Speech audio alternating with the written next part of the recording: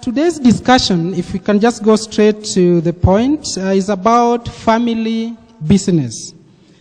Yes, ladies and gentlemen, we all know that a family business is a business in which one or more members of one or more families have a significant ownership, interest, and of course significant commitments towards the business's overall well-being. And we've seen many of these businesses set up, and we've seen these businesses growing. In fact, in some countries, many of the largest publicly listed firms are family-owned. Think of Walmart of the USA, the Samsung Group of Korea, Tata Group of India, Foxconn of Taiwan. These are family businesses that have actually grown in leaps and bounds to be the blue chips that you know of. But of course, having said that, we all understand that there are common problems these organizations are facing. The interests of a family member may not be aligned with the interests of the business. And of course, we've seen this happening in a local industry. Or in another case, there could be the interests of the entire family may not be balanced with the interests of their business. All right? And of course, another issue might be the interests of one family member may not be aligned with another family member's interest. So these are challenges that family businesses are facing. But does it mean that the family runs the businesses? No. It's trust and confidence within the family, holding hands with each other, but making sure that your management is good and it works with you. Not under you, with you.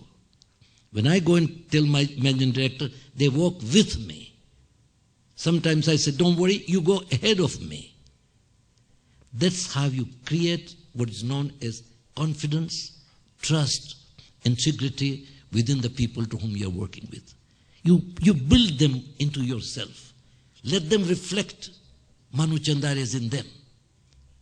And that's how we succeeded in all these companies that we go. You go to the Italian, there's Italian management. You go to France, there's the French management. You go to China, there's the Chinese management. You go to New Zealand or Australia, there's Australian management. But the art of getting those people with you is not from top to bottom. It's remaining on the bottom and saying, come on, man.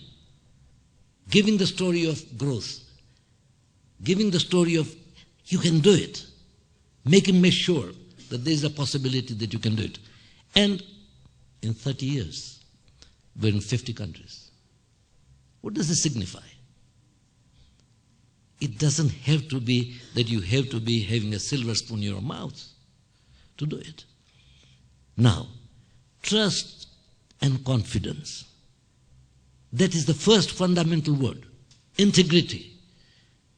I cannot put this hand in this pocket and pull it out and put it in this pocket. That attitude must be out. And you must trust. And while you're trusting others, some might take you to the wrong place. But so be it. Out of 10, 15, 20, if one or two spoil, so what? You got to take risks. And without taking risks, you cannot build. Tuskys, I think everybody in this room knows what's going on in Tuskys. You have the issue of executive directors and non-executive directors. Again, it's an issue of corporate governance. Who should sit where? Ownership, shareholders, board members. Is it that because you are in the family or you have the family name, you should sit on the board? No. Do you have the necessary skills? Does the board have the right diversity? Has it got the gender balance? Does it have the people who are needed for that particular organization in order to push its growth? Another very interesting case in terms of corporate governance or governance structures is obviously Reliance Industries, where after the matriarch or the father passed away, you have two brothers fighting for the businesses in India, and they had to literally split a giant business to two businesses just because, again, the governance structures or the issue to do with succession planning may not have necessarily been looked at properly.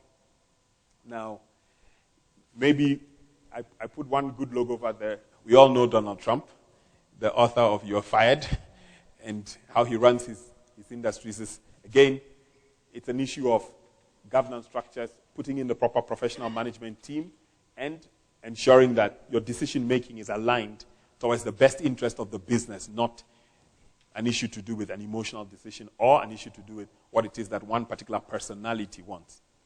Some of the famous authors have said that the three key things that create tension or friction within businesses or family-owned businesses are the issue to do with power, the issue to do with personality, and the issue to do with, ego, like Manu put it. And my joke on ego is that if you go to an ATM and you tell the ATM, I've got a very big ego, when you start shouting at the ATM, the ATM is not going to feel scared and suddenly give you 100,000 shillings. So I normally say an ego is not bankable. You can't take it to the bank and then suddenly the bank manager decides because you have a big ego, they'll give you money. So like Manu was saying, we have to put egos or personalities and the whole issue of power struggle at bay when it comes to business. And at this point, and we can't get into a controversy about this, but the person who came up with the idea and executed it must get the majority shares in that business if it is to continue. Otherwise, that person loses motivation and he moves on to something else. And this is what Manu spoke about. You need to now start educating, training, and accommodating family members. And this is the thing about spouses. You need to involve people's wives, even when they don't come to the office every day. And you realize, even in a conflict like what we see in a supermarket, the conflict might not even be between the two brothers.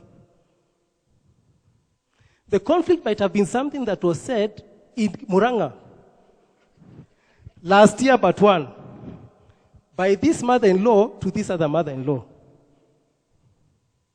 That's a reality.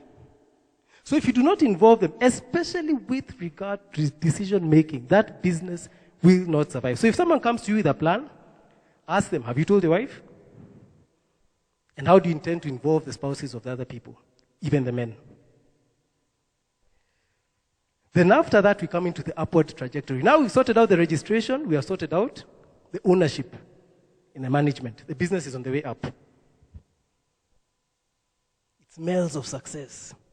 1.5 billion turnover, 3.5 billion paid out, 5.5 billion.